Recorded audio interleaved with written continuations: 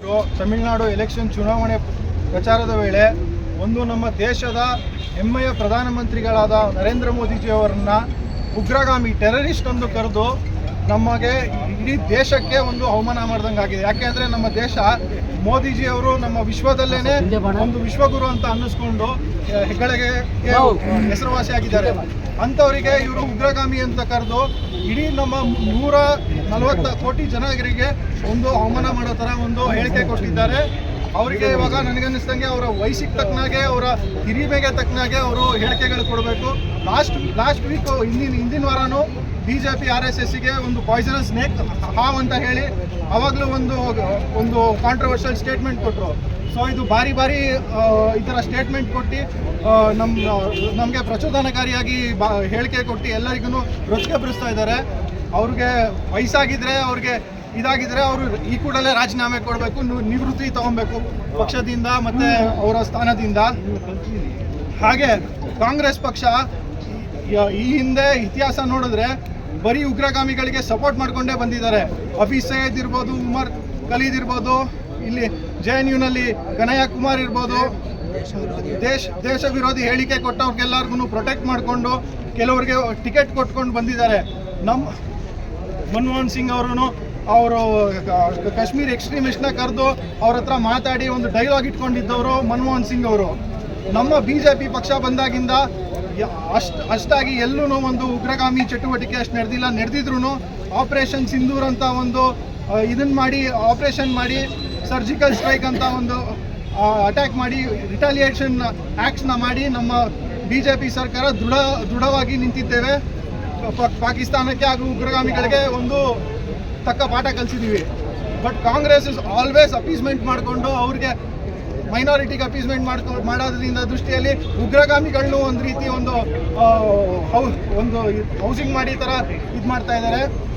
ಅದ್ರ ವಿರುದ್ಧ ನಾವು ಪ್ರತಿಭಟನೆ ಮಾಡ್ತಾ ಇದ್ದೀವಿ ಇವತ್ತು. ಈ ಕೂಡಲೇ ಮಲ್ಲಿಕಾರ್ಜುನ್ ಖರ್ಗೆ ಅವರು ಕ್ಷಮೆ ಕೇಳಬೇಕು ನರೇಂದ್ರ ಮೋದಿ ಅವರಿಗೆ. ಅವ್ರು ಹೇಳಿದ್ರು ಮೀಡಿಯಾದಲ್ಲಿ ಬಂದು, ಇಲ್ಲ ನಾನು ಹೇಳಿದ್ದು ಟೆರರೈಸ್ ಮಾಡ್ತಾ ಇದ್ದಾರೆ ಅಂತ. ಬಟ್ ಆ ಥರ ಇರಲಿಲ್ಲ. ಅವ್ರು ಹೇಳಿದ್ದು ಸ್ಟೇಟ್ಮೆಂಟ್, ಅವ್ರು ಹೇಳಿದ್ದು ನರೇಂದ್ರ ಮೋದಿ ಅವರು ಟೆರರಿಸ್ಟ್ ಅಂತಲೇ ಹೇಳಿದ್ರು. ದಟ್ ವರ್ ಹಿಸ್ ವರ್ಡ್ಸ್, ಅದನ್ನೇ ಮಾತಾಡಿದ್ದವರು. ಅದ್ರ ವಿರುದ್ಧ ನಮ್ಮ ಪ್ರತಿಭಟನೆ. ನಾಳೆ ದಿನ ಅವರು ಕ್ಷಮೆ ಕೇಳ್ತಿದ್ರೆ ನಾವು ಅವ್ರ ಮನೆ ಮುತ್ತಿಗೆ ಹಾಕಬೇಕಾಗುತ್ತೆ, ಕಾಂಗ್ರೆಸ್ ಕಚೇರಿ ಮುತ್ತಿಗೆ ಹಾಕ್ತೀವಿ. ಈ ಮೂಲಕ ನಾವು ನಮ್ಮ BJP ಬೆಂಗಳೂರು ವತಿಯಿಂದ ನಾವು ಇವತ್ತು ಒಂದು ಪ್ರತಿಭಟನೆಯನ್ನು ಹಮ್ಮಿಕೊಂಡಿದ್ದೀವಿ. ಕಾಂಗ್ರೆಸ್ ಪಕ್ಷಕ್ಕೆ ಮಲ್ಲಿಕಾರ್ಜುನ್ ಖರ್ಗೆಗೆ ನ್ಯಾಷನಲ್ ಪಪ್ಪುಗೆ ನ್ಯಾಷನಲ್ ಖರ್ಗೆ ಪಪ್ಪುಗೆ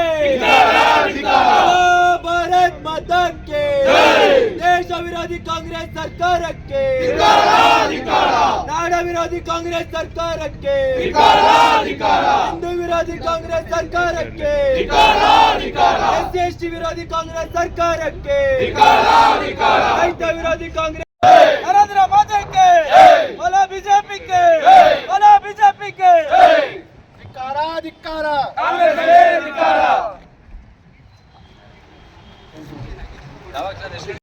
अमित शाह जी के जितेंद्र जी के भारतीय जनता पार्टी के RSS के बोलो भारत माता के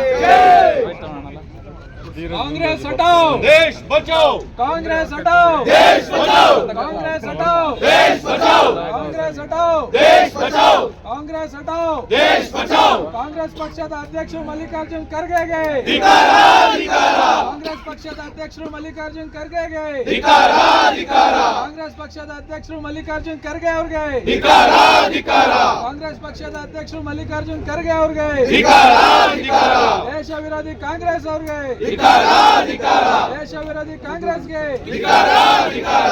ಡೌನ್ ಕಾಂಗ್ರೆಸ್, ಕಾಂಗ್ರೆಸ್, ಕಾಂಗ್ರೆಸ್, ಕಾಂಗ್ರೆಸ್.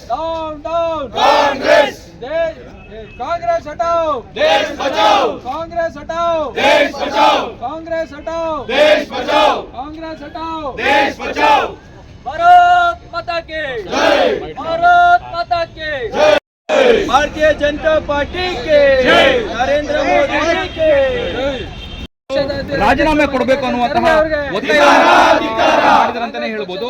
ಈ ನಿಟ್ಟಿನಲ್ಲಿ ಈಗಾಗಲೇ ನೀವು ಗಮನಿಸ್ತಾ ಇರ್ಬೋದು ಕಾಂಗ್ರೆಸ್ ಪಕ್ಷದ ಅಧ್ಯಕ್ಷ ಯುವ ಮೋರ್ಚಾ ಆಗಿರುವಂತದ್ದು. ಹಾಗಿದ್ರೆ ಬೆಂಗಳೂರಿನ ಬಿಜೆಪಿಯ ಯುವ ಮೋರ್ಚಾ ಏನ್ ಆಗ್ರಹ ಮಾಡ್ತಾ ಇದೆ ಅನ್ನುವಂಥದ್ದು ಪ್ರತಿಭಟನೆ ಮಾಡ್ತಿದ್ರಿ, ಏನ್ ಆಗ್ರಹ ಮಾಡ್ತಿದ್ದೀರಾ?